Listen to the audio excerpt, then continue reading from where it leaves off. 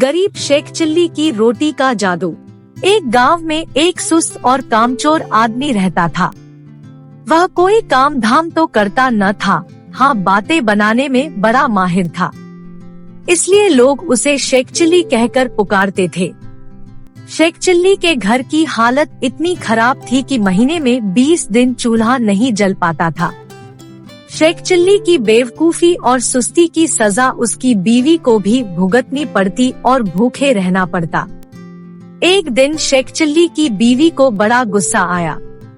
वह बहुत बिगड़ी और कहा, अब मैं तुम्हारी कोई भी बात नहीं सुनना चाहती। चाहे जो कुछ करो, लेकिन मुझे तो पैसा चाहिए। जब तक तुम कोई कमाई करके नहीं लाओगे, मैं घर में नहीं घुसने दूंगी।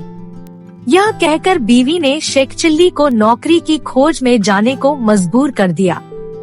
साथ में रास्ते के लिए 4 रूखी सूखी रोटियां भी बांध दी।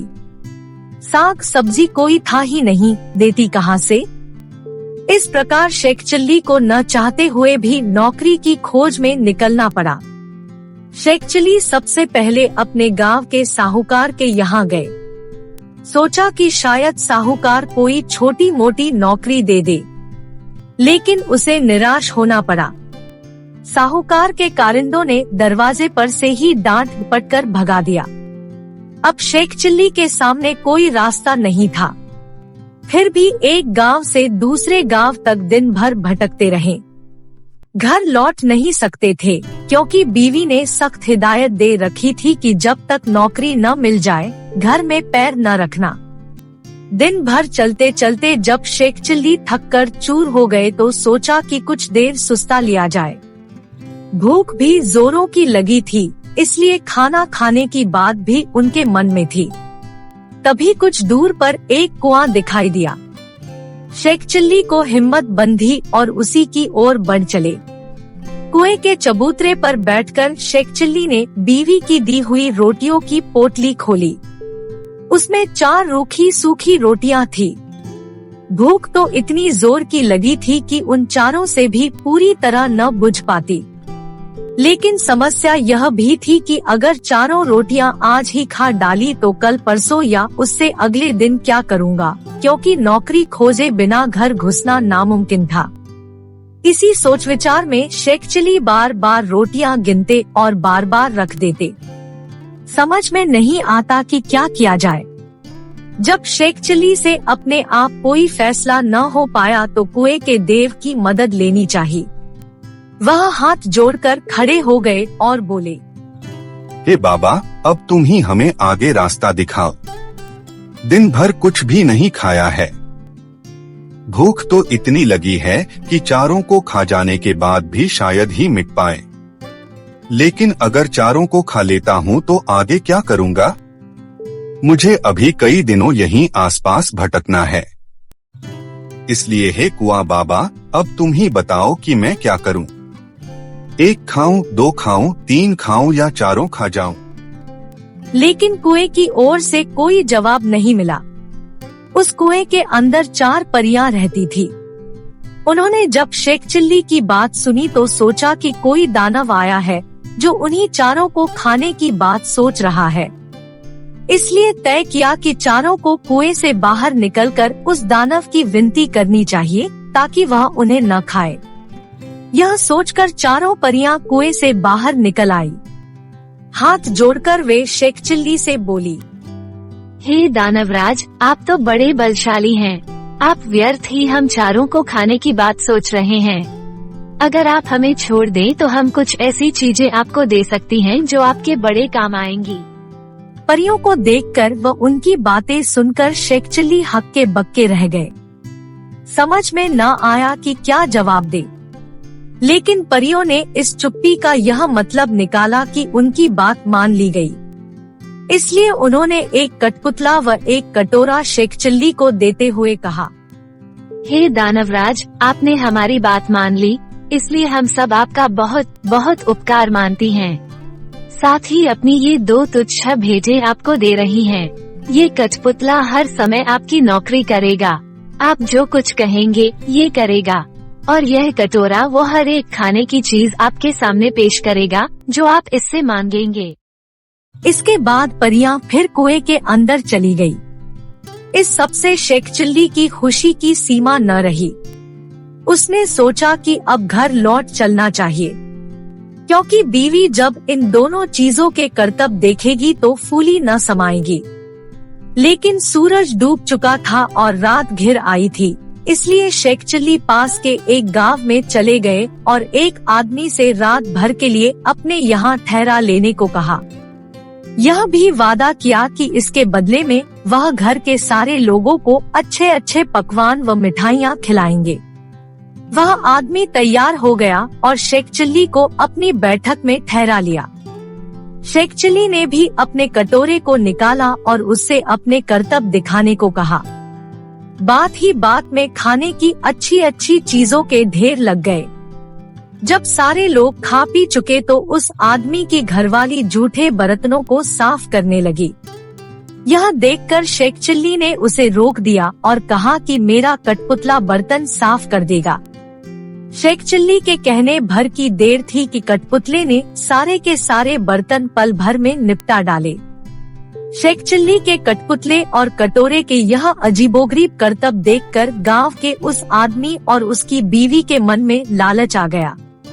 शेख चिल्ली जब सो गए तो वह दोनों चुपके से उठे और शेख चिल्ली के कटोरे व कठपुतले को चुराकर उनकी जगह एक नकली कठपुतला और नकली ही कटोरा रख दिया। शेख चिल्ली को यह बात पता न चली और सवेरे उठकर दोनों नकली चीजें लेकर घर की ओर चल दिए। घर पहुंचकर उन्होंने बड़ी डींगे हाँकी और बीवी से कहा, भगवान अब तुझे कभी किसी बात के लिए झिंकना नहीं पड़ेगा। न घर में खाने को किसी चीज की कमी रहेगी और न ही कोई काम हमें तुम्हें करना पड़ेगा।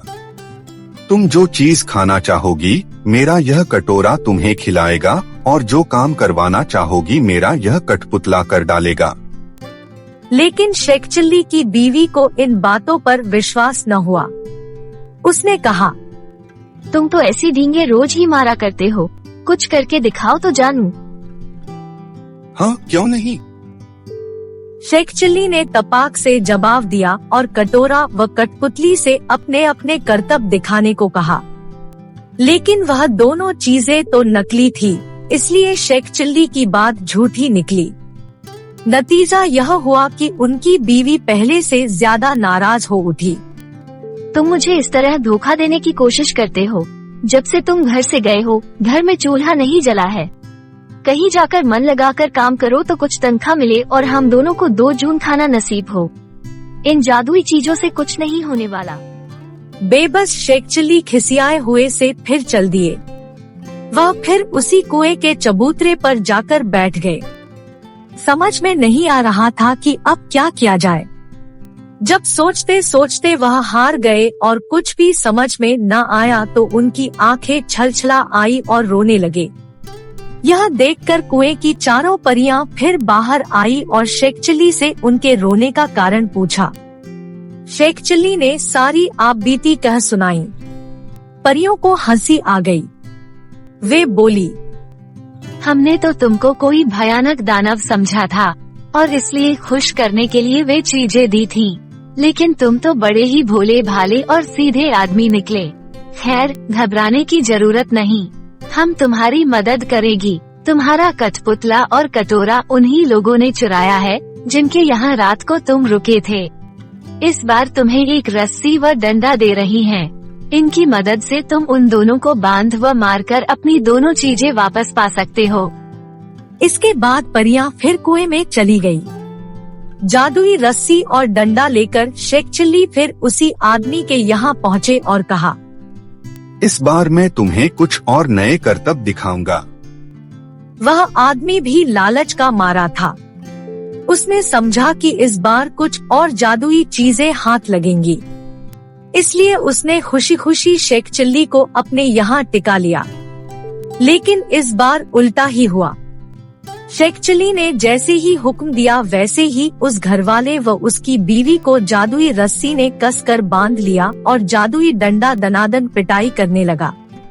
अब तो वे दोनों चीखने चिल्लाने और माफी मांगने लगे। शेख चिल्ली ने कहा, तुम दोनों ने मुझे धोखा दिया है। मैंने तो यह सोचा था कि तुमने मुझे रहने को जगह दी है, इसलिए मैं भी तुम्हारे साथ कोई भलाई कर दूं। लेकिन तुमने मेरे साथ उल्टा बर्ताव किया, मेरे कठपुतले और कटोरे को ही चुरा लिया। अब जब वे दोनों चीजें तुम मुझे वापस कर दोगे, तभी मैं अपनी रस्सी व डंडे को रुकने का हुक्म दूंगा। उन दोनों ने झटपट दोनों चुराई हुई चीजें शेख चिल्ली को वापस कर दी। यह देखकर शेख चिल्ली ने भी अपनी रस्सी व डंडे को रुक जाने का हुक्म दे दिया। अब अपनी चारों जादुई चीजें लेकर शेख चिल्ली प्रसन्न मन से घर को वापस लौट पड़े। जब बीवी ने फिर देखा कि शेख चिल्ली वापस आ गए हैं, तो उसे बड़ा गुस्सा आया। उसे तो कई दिनों से खाने को कुछ मिला नहीं था, इसलिए वह भी झुंझलाई हुई थी। दूर से ही देखकर वह चीखी, कामचोर, तुम फिर लौट आए। खबरदार, घर के अंदर पैर न रखना, वरना तुम्हारे लिए बेलन रखा है। यह सुनकर शेख चिल्ली दरवाजे पर ही रुक गए। मन ही मन उन्होंने रस्सी व डंडे को हुक्म दिया कि वे उसे काबू में करें। रस्सी और डंडे ने अपना काम शुरू कर दिया। रस्सी ने कसकर बांध लिया और डंडे ने पिटाई शुरू कर दी। यह जादुई करतब देखकर बीवी भी माफी मांगने लगी और कभी वैसा बुरा बर्ताव न करने का वादा किया। तभी उसे भी रस्सी व डंडे से छुटकारा मिला।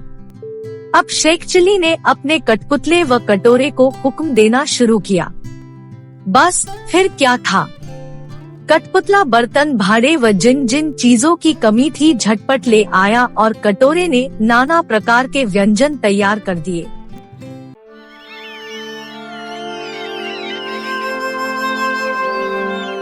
गरीब लोहार के हथौड़े का जादू। एक गांव में रामप्रसाद नाम का एक लोहार रहता था।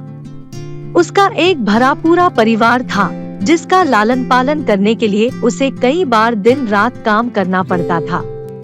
रोज की तरह आज भी काम पर जाने से पहले रामप्रसाद ने अपना खाने का डिब्बा बांधने के लिए अपनी पत्नी से कहा। पत्नी जब डिब्बा लेकर आई तो रामप्रसाद ने कहा, मुझे आज आने में देर हो जाएगी, शायद मैं रात को ही आ पाऊंगा। कहकर रामप्रसाद अपने काम पर निकल गया। काम पर जाने का रास्ता एक जंगल से होकर गुजरता था। वहाँ जैसे ही रामप्रसाद पहुँचा उसे कुछ आवाज सुनाई दी।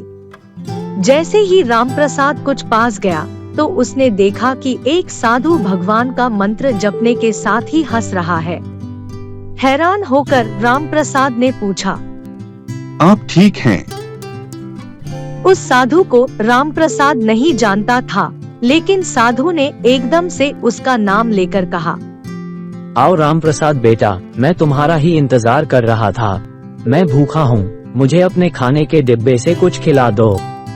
बाबा से अपना नाम सुनकर रामप्रसाद हैरान था, लेकिन उसने कोई सवाल नहीं किया और सीधा अपना खाने का डिब्बा निकालकर उन्हें दे दिया। देखते ही देखते बाबा ने रामप्रसाद का सारा खाना खा लिया। उसके बाद उस साधु ने कहा, बेटा मैं तो सारा खाना खा गया, अब तुम क्या खाओगे? मुझे माफ करना। कोई बात नहीं बाबा, मैं काम के लिए बाजार जा रहा हूँ, तो मैं वहीं कुछ खा लूंगा। यह सुनकर उस साधु ने रामप्रसाद को खूब आशीर्वाद दिया और भेंट के तौर पर एक हथौड़ा दे दिया। रामप्रसाद ने कहा, आपका आशीर्वाद काफी है। मैं इस हथौड़े का क्या करूंगा? इसे आप ही रखिए। बेटा यह मामूली हथौड़ा नहीं है, ये जादुई हथौड़ा है जो मेरे गुरु ने मुझे दिया था और अब मैं तुझे दे रहा हूँ, क्योंकि तुम्हारा दिल साफ है। इसका इस्तेमाल अच्छे कामों के लिए ही करना और किसी दूसरे के हाथ में इसे कभी मत देना। इतना कहकर वह बाबा वहाँ से अदृश्य हो गए। रामप्रसाद अपने हाथों में हथौड़ा लेकर बाजार काम करने के लिए चला गया। औजार बनाने से पहले उसके दिमाग में आया कि आज इसी हथौड़े से लोहा पीटता हूँ। जैसे ही उसने लोहे पर हथौड़े से चोट मारी वो सीधा औजार बन गया। दूसरी चोट में लोहे के बर्तन बन गए। रामप्रसाद समझ गया कि यह सही में जादुई हथौड़ा है। वो जो बनाने की सोच के साथ लोहे पर चोट मारता, लोहा सीधा वही बन जाता। जादुई हथौड़े की वजह से रामप्रसाद का काम जल्दी खत्म हो गया और वो अपने साथ ही उस जादुई हथौड़े को घर ले गया। इसी तरह रोज रामप्रसाद उस हथौड़े से जल्दी काम खत्म कर लेता और कई बार ज्यादा बर्तन बनाकर उन्हें गांव के लोगों को भी बेच देता था।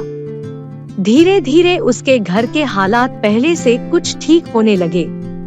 एक दिन गांव का मुखिया उसके घर आया और बोला, हम गांव वालों को शहर जाने में बहुत ज्यादा समय लगता है। क्या तुम अपने हथौड़े से गांव और शहर के बीच आने वाला एक पहाड़ तोड़ने में मदद करोगे? इससे बीच में एक सड़क बना लेंगे और गांव से शहर का सफर आसान और छोटा हो जाएगा।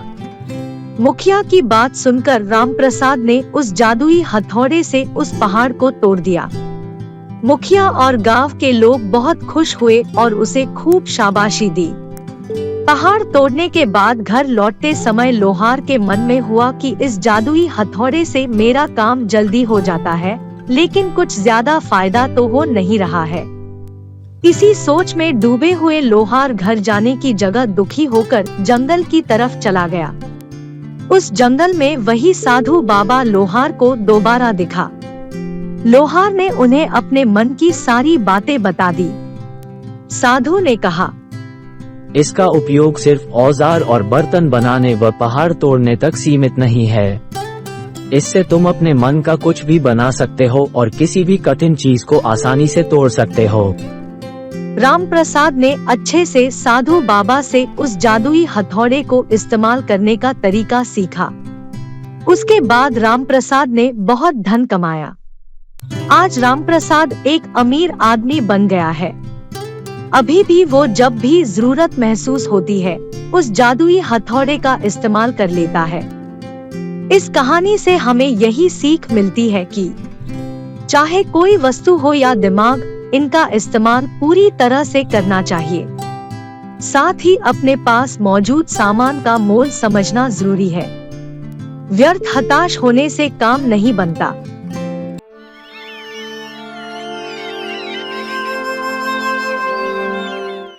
गरीब मोची के जादुई सोने के कंगन। सालों पहले की बात है, काशी नगरी में प्रेमदास नाम का एक मोची रहता था। वह काफी नेक दिल इंसान था, हर किसी की मदद के लिए हरदम तैयार। उसके पास कोई भी मदद मांगने के लिए आए तो उसे उदास होकर नहीं लौटना पड़ता था। एक दिन मोची प्रेमदास रोज की तरह अपना मोची का सामान लेकर अपनी दुकान में बैठा हुआ था।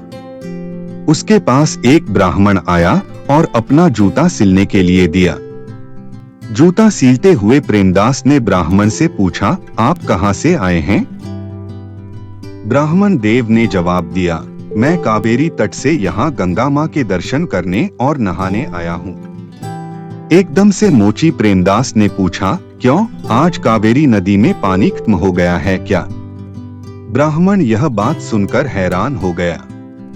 उसने प्रेमदास से कहा, तुम गंगा तट पर रहते हो और ऐसी बात कर रहे हो। क्या तुम्हें गंगा माँ का महत्व नहीं पता? क्या तुम कभी वहां स्नान और दर्शन के लिए नहीं गए? प्रेमदास ने जवाब दिया, ना मुझे महत्व पता है और ना मैंने कभी वहां स्नान किया है।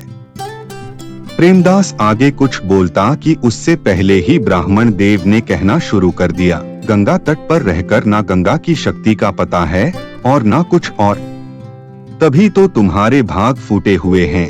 उसके बाद ब्राह्मण ने प्रेमदास को गंगा माँ की महिमा सुनाई। ब्राह्मण की बातें सुनने के बाद प्रेमदास ने कहा, अपना मन साफ हो तो हर तट का पानी गंगा है। इतना कहने के बाद प्रेमदास ने जल्दी से जूता सिला और ब्राह्मण से कहा, आपका जूता ठीक हो गया है। अब गंगा किनारे जाते हुए क्या आप मुझ पर एक एहसान करेंगे? ब्राह्मण देव ने कहा, जरूर, बताओ क्या करना है। प्रेमदास ने अपने जेब से एक साबुत सुपारी का टुकड़ा निकाला और कहा, आप जब गंगा में स्नान करेंगे तब उन्हें यह साबुत सुपारी अर्पण कर देना। ब्राह्मण देव ने प्रेमदास के हाथ से वह सुपारी ली और गंगा के किनारे जाने लगे। वहां स्नान करने के बाद ब्राह्मण देव ने हाथ में सुपारी लेकर गंगा माँ को पुकारते हुए कहा, माँ, यह प्रेमदास ने आपके लिए भेजा है, इसे स्वीकार कीजिए। इतना कहकर ब्राह्मण देव ने उस साबुत सुपारी को गंगा में बहा दिया। थोड़ी ही देर में गंगा में एक हाथ बहते हुए आया और ब्राह्मण के पास रुक गया। उस हाथ में एक सोने का एक कंगन था। उसी समय एक आवाज आई, मेरी तरफ से यह कंगन प्रेमदास को दे देना। गंगा माँ की तरफ से प्रेमदास के लिए सोने का कंगन आता देख ब्राह्मण हैरान हो गया। दंग ब्राह्मण ने कंगन को हाथ में उठा लिया। कंगन हाथ में लेते ही ब्राह्मण के मन में लालच आ गया। उसने सोचा कि मैं यह कंगन प्रेमदास को नहीं दूंगा। आखिर प्रेमदास को पता ही कैसे चलेगा कि माँ गंगा ने उसे कंगन देने के लिए कहा है। इस सोच के साथ ब्राह्मण आगे बढ़ने लगा। कुछ दूर जाते ही उसके मन में हुआ कि अगर मैंने यह कंगन बेचा तो पूछताछ होगी और मुझ पर चोरी का इल्जाम लग सकता है।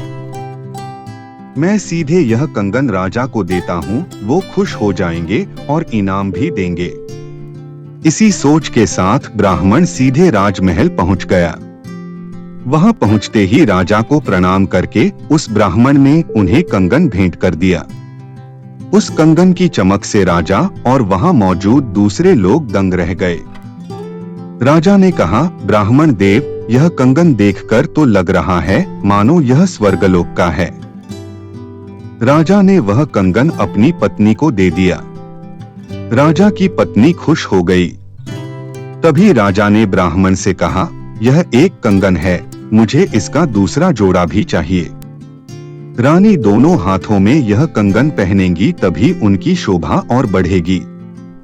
यह सुनते ही ब्राह्मण के पसीने छूट गए। राजा ने तुरंत पूछा, क्या हुआ, आप परेशान क्यों हो गए? यह कंगन चोरी का तो नहीं है न? तुरंत ब्राह्मण ने जवाब दिया, नहीं नहीं राजा साहब, यह चोरी का नहीं है। तब राजा बोले, ठीक है, आप आज शाम तक दूसरा कंगन लाकर मुझे दे दो, तभी मैं मानूंगा कि यह चोरी का नहीं है। जी राजा साहब कहते हुए घबराया हुआ ब्राह्मण राजा के दरबार से निकल गया। राजा ने अपने कुछ सिपाही ब्राह्मण के पीछे लगा दिए ताकि उन्हें कंगन का सच पता चल सके। राजमहल से निकलकर ब्राह्मण सीधा प्रेमदास के पास गया। उसने गंगा माँ द्वारा दिए गए कंगन, उसके मन के लालच और राजा की फरमाइश सबके बारे में प्रेमदास को बता दिया। उसके बाद प्रेमदास से पूछने लगा कि दूसरा कंगन कैसे हासिल होगा। प्रेमदास ने ब्राह्मण की सारी बातें सुनने के बाद अपनी दोनों आंखें बंद कर ली। उसके बाद प्रेमदास ने हाथ जोड़कर गंगा माँ से ब्राह्मण को बचाने की विनती की। 1 मिनट के बाद प्रेमदास ने एक बाल्टी में हाथ डाला और उससे वैसा ही कंगन निकाल लिया। ब्राह्मण यह देखकर हैरान हो गया। उसका पीछा कर रहे राजा के सिपाही भी यह चमत्कार देखकर दंग हो गए। यह सब देखकर वो सीधे राजा के पास पहुंच गए और उन्हें सारी बातें बता दी। इधर ब्राह्मण भी प्रेमदास को धन्यवाद कहकर कंगन लेकर राजमहल निकल गया। वहां पहुंचते ही ब्राह्मण ने राजा को कंगन दे दिया।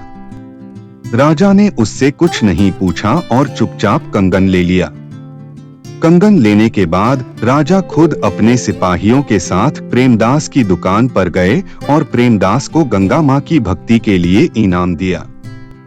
इस कहानी से हमें यही सीख मिलती है कि इंसान सिर्फ दिखावा करके कुछ हासिल नहीं कर सकता। भक्ति, मान सम्मान सब दिल से होना चाहिए।